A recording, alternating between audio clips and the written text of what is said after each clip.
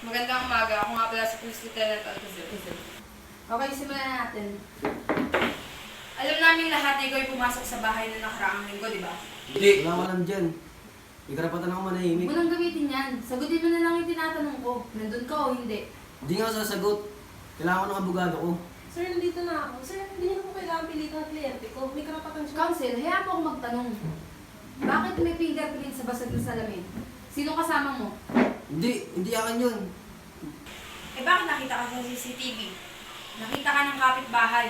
Suot mo yung jacket. May dala ka pang itak. Saan mo ginamit yung itak? Saan mo dinala yung mga alahas? Hindi, Pati hindi. yung pera? Hindi ako yun. Teka lang, sandali. Sir, dandaan na po kayo. Hindi niyo po masasagot ang mga tanong niyo kung sunod-sunod yan. Kasi takot siyang umamin. Alam niyang mali.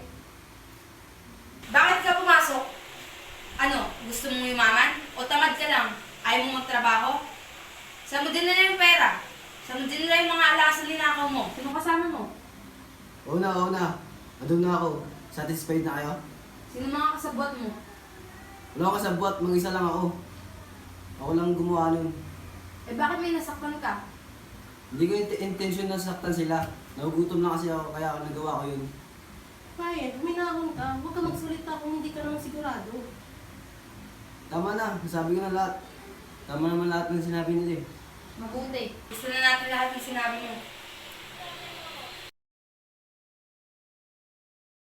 Yan, yung ginamit po naming technique sa interrogation ay yung question barrage po. And dito po, mapapanood ninyo na sunod-sunod na binigyan ng questions yung suspect para hindi na siya makasagot agad at makapag-isip pa ng mga palusot na sasabihin. And yung goal po nito is para po guluhin yung isip ng suspect at mapaamin po siya ng hindi nagdadalawang isip.